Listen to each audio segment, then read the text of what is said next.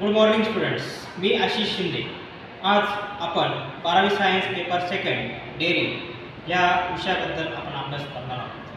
आपल्या चॅप्टरचं नाव आहे role of water, electricity and water, steam. Students,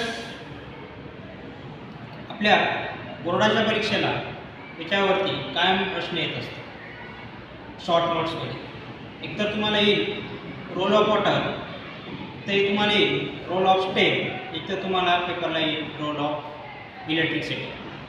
short नोट्समध्ये हे दरवर्षी प्रश्न विचारले जाऊ राहतात.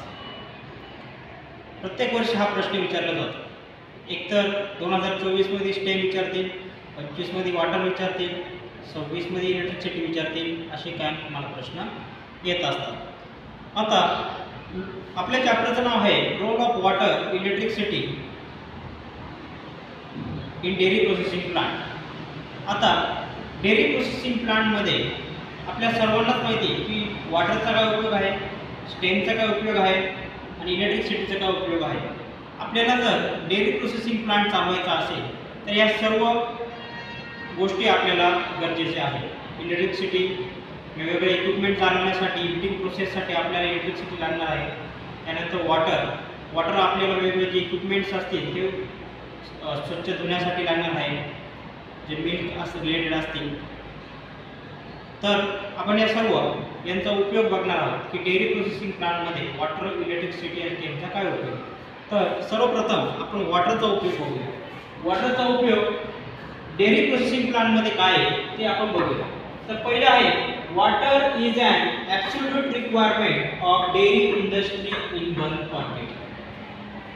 सेकंड आहे on average of processing 1 liter of milk need 8 liters of water. Right? 1 liter of milk needs 8 liter of water. Important line. Second point, there are two types of water. First one is soft water and second one is hard water. Next, water can be used for cleaning utensils. Next, fourth, drinking purposes. Fifth, production of ice. Sixth, cooling media. Next, hot water can be used for heating media. 8 point, preparation of dairy product. Next point, for cleaning pasteurization purpose. Now, आता आपण water संदर्भात अभ्यास केला. आता electricity हा आपल्याला dairy processing प्लांटसाठी कसा उपयोगी ते आपण बघूया. आता ते युजेस काय ते आपण बघूया. पहिला आहे लाइटनिंग पर्पज, सेकंड आहे हीटिंग पर्पज, थर्ड आहे पास्चरायझेशन, नेक्स्ट आहे automatic control of heating equipment, next आहे फॉर रेफ्रिजरेशन, नेक्स्ट आहे to create steam, and next आहे last use in laboratory equipment. हे सर्व युजेस आहेत का जे डेअरी प्रोसेसिंग प्लांट मध्ये त्याचा उपयोग केला जातो. आता विद्यार्थी मित्रांनो, आपण स्टेम संदर्भात आपण बघणार आहोत की स्टेमचा आपल्याला डेअरी प्रोसेसिंग प्लांट मध्ये काय उपयोग आहे.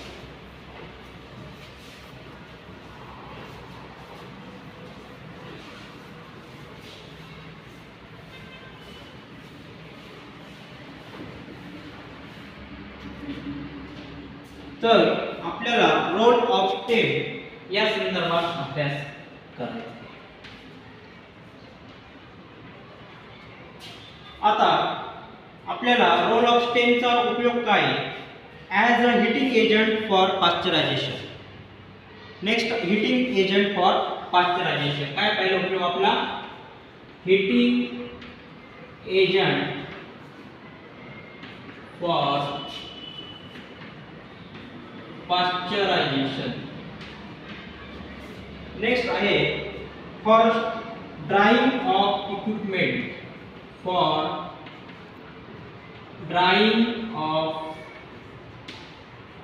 इक्विपमेंट. नेक्स्ट आहे फॉर जनरेशन ऑफ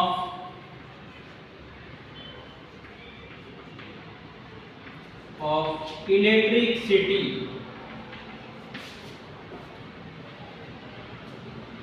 Next आहे sterilization of milk for sanitization and cleaning. For sanitization and cleaning. And as a heating agent for pasteurization. हे सर्व उपयोग रोल ऑफ स्टेमचे डेअरी प्रोसेसिंग प्लांटमध्ये.